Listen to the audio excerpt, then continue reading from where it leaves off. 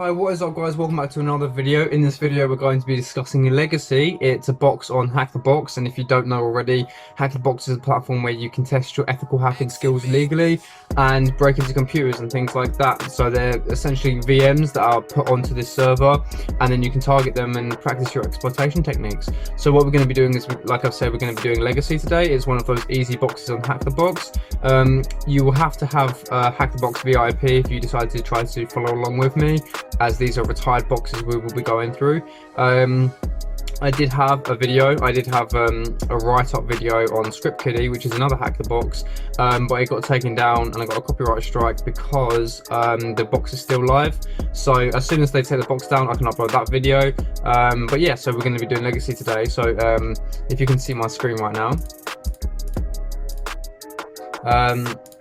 we've got Legacy here. It's a Windows machine with the IP address, things like that. So what we can do is we can just copy the IP address. So I've done this before. As you can see, I've got the owned user and the owned root flag right here, but I haven't done this in about 4 or 5 days and I haven't looked at my notes. So what we're going to be doing is we're going to try to run through it like as a dry run through like my memory, and I'll also explain all the steps as well, so you actually learn things as well, because that's the whole point of the video. So what we need to do now is there's a terminal up here, so we need to actually connect to Hack the Box and my VPN connection. So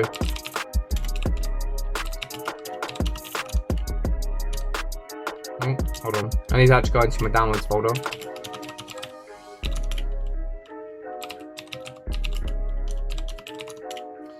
There we go, now that's running. What we can do is we can open up another terminal now. So what we can do now is we can actually start doing reconnaissance and enumeration. So as you may know, this would be the first step of a penetration testing engagement. So we actually need to scan this target. So do that right now. So we can use something like Nmap, which is a network scanner. So it stands for network mapper, if you didn't know, because it maps out the network of all devices. So you can go Nmap. Personally, I like to do a short scan just to see what ports are open, and then an in-depth scan on those specific ports. It will just save time. So we can do something like Nmap and then -p. Let's scan the first 1,000 ports. We can then paste in the IP address of the machine, which is right there. Click enter. Should take a little bit of time. So what we're doing right now is we're scanning all the ports on this specific IP address. Now this IP address is on a VPN connection network that I'm connected to. So any traffic and stuff, it will come through this and it will show us like the ports. As you can see, the ports are open now. So we have 2 ports that are open. We have 139 and 445. If you're thinking what I'm thinking, I'm already thinking that these are SMB share ports, so potentially there could be an SMB exploitation or an SMB vulnerability there.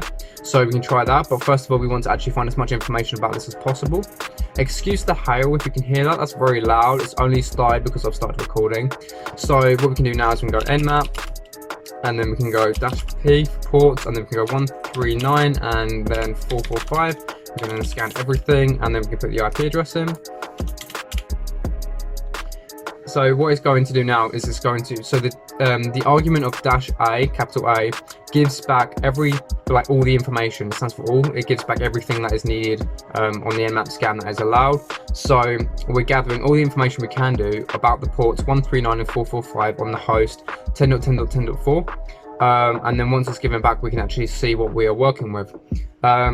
So I'm expecting some sort of version numbers to come back in versions, but we'll come to that when it gets to it. But these 2 ports are typical for SMB like attacks, so that's something we're going to be trying to do today, I would imagine.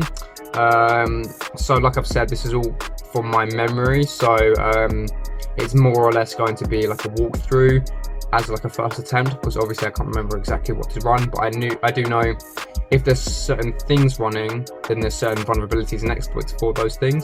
So so what we can do is we can just click up arrow, see how long it's got left. There we go, now it's finished. So what we can do is we can then scroll up. Let me get rid of this. All right, so let's see what there is. So as you can see, these are the 2 ports that are open. We have Microsoft Windows NetBIOS and Windows XP. So we've now identified the operating system of the actual host. Let's see what else we got. So yeah, it's just making general guesses. It's thinking it's Microsoft Windows, maybe XP, 90% guess. Scroll down. Yeah, there's nothing really too much else. So what we can do now is, if we just keep this scan up here, just so we're ready for it, we can open up another terminal.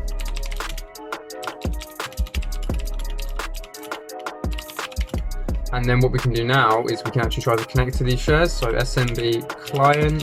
SMB client is a tool built into Kali Linux that allows you to enumerate the shares on and host if it has SMB. So we're going to do that. So we can do that. -L for list. And then we can go 10.10.10. The .4. Yep, it's .4. Enter. Oh, whoopsies. There we go. And now it's asking for a password. So let's just enter a blank one and see if that works. Okay, that didn't work. Let's try again. Let's try tour. Roots. Okay, none of those are working. Let's just try to do it without a password. Okay, it's failed. With ethical hacking and specifically penetration testing engagements, you try various different things. Some things will work, some things won't, but it's basically a trial and error process. So the reason why it's not working is one of those reasons. It's just not vulnerable to those types of things. So there's different ways around it, so we just got to try various things. So like I've said, we can try SMB client and see what there is. So as you can see, we've got stuff like, you know, if you want to specify the work groups, machine passwords. We can try another one. So if we go back, we can go. Okay, so I don't think we'll be able to enumerate the shares on this SMB client, but what we can do is, if we go back on to our scan, we can try to find the SMB versions. So they're not actually listed here, but we know it's running SMB. So what we can do is we can just spin up MSF console. And then what we can try to do is we can try to enumerate the version of SMB that is running. If we can do that, then we can look into exploits for that specific version. So yeah, if you don't know, Metasploit is a common tool to run it through the terminal. You just type in MSF console. The argument of TACQ is just to make it in quiet mode, so you don't get a massive banner. I think I might have mentioned that in another video before. So yeah, that's what we're going to be doing. So alright, so what we can do is we can search for SMB version like that. Okay, so there's an auxiliary, which means scanner, so we can just say use 0. Okay, and then show options, and all it needs is an R host. So set R host to 10.10.10.4, run it, and see if we can bring back the SMB version that we have. And there we go. So if we go, as you can see, host is running Windows XP, which was the best guess it had on Nmap, and it's running SP3. So what we can do, it kind of gives a little bit of information. So the work groups hack the box, and languages in English, and the name of the box is actual legacy, which is what we're just, you know, trying to target today.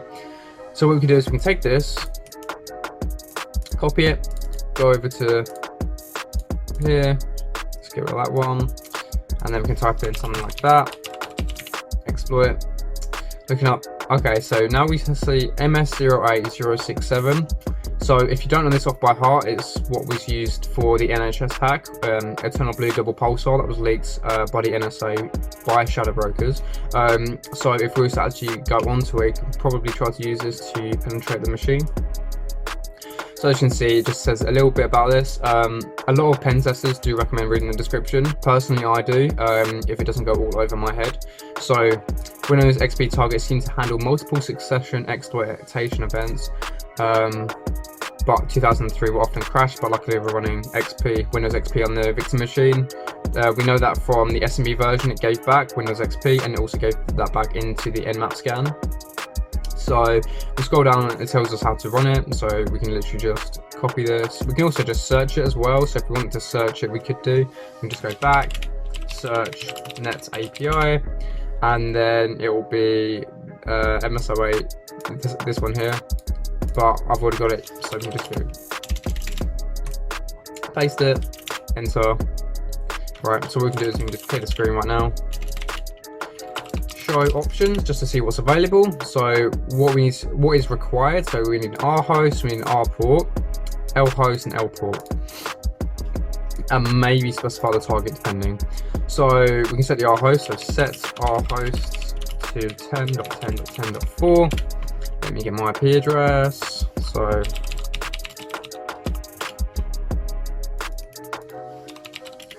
and then we can say set lhost to this. We don't need to mess around with the R port, because if you go back to the scan that we had, the only ports that are open are 139 and 445, and both of them are for SMB. However, if it's already set, try to use this one first because it's more likely to work. And yeah, so what we can do now is we can just go show options again. So we've got the R host, got the R port. This can stay the same. lhost, and then lport, and then we can also show targets. There we go. So there's 72 targets in total. Obviously we don't need that many. We know it's running English, like I mentioned before, for the SMB version, and it's running SP3. So let's see. So Windows XP SP3 English, always on. So it's either going to be 6 or 7. Let's try 7. So set target 7, and then we can then just run. So let's run this and see if we get a session. So it starts the reverse TCP handler and waits for the connection. It then attempts to try to trigger the vulnerability of Eternal Blue, or MS0A067, I think it was. Sending the stage. So apparently when it gets to sending stage, it actually, more or less means that it's going to work. Then we have a interpreter session that is open and it connects to us. So then what we can do now is we can see stuff like get UID. As you can see, we're the highest privileged user, so we don't actually need to run get system. So get system like that, because we've already got the highest permissions. If we didn't, then we can try get system. If that doesn't work, then we can try different Metasploit modules in order to try to privilege escalate the compromised machine into a high level user. So things like this, we can then do hash dump to dump all the password hashes, like this. Boom, there you go. So now we've got administrator, guest, help assistant, John, and support. So you can take these and crack them offline. These are the groups that they belong to. This is the actual username, administrator, things like that. So if you actually wanted the flags, you can actually do that as well. So there's also a help menu if you want to go into that. So I'll just show you that real quick. As you can see, there's the get system, there's the hash dump. Let's have a look. Yeah, you got various other ones. You got webcam stuff as well. Screenshots, I've done that before. That's decent. You can also do sysinfo just to do proof of concept, or POC. So there you go. Now you got legacy, Windows XP, x86 architecture, hack the box domain, which is the work group, and yeah, so proof of concept, and it's also running SP3, as you can see, service pack 3. So what we can do now is we can drop into a shell. So we had a Myhackertech shell, which is better than a shell, and now we've dropped into a normal shell so that we can navigate the compromised system or the victim computer. So we can just back out of all this, list them, and then we can go documents and sends. So let's go into that. So CD, documents, and settings. Oh, whoopsies, hold on.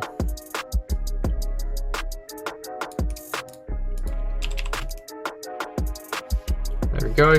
List them. As you can see, we've got administrators, all users, and John. So let's try to access John. CD means change directory, and then John is the actual username, so we change the directory into the directory of John. We can then do dir, standing for directory, for listing the directories. As you can see, we've got desktop. Normally things are on desktop, so we can try that. Oh, ls doesn't work, my bad. So dir. As you can see, we've got user.txt there, so that is the flag. I don't want to necessarily show you the flag because it's all about learning, not about copying and becoming script kidding.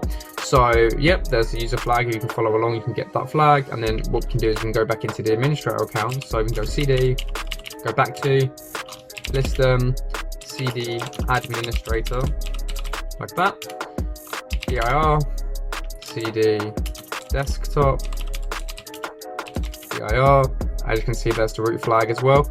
So you've now got both of the flags, so congratulations. They're, you know, the root flag and then user.txt. That is the end of this box, so you can just plug those in, and yep, you will get like points or whatever. I'm not sure if you get points on the retired machines, but there you go if you need them. So we've covered a lot today.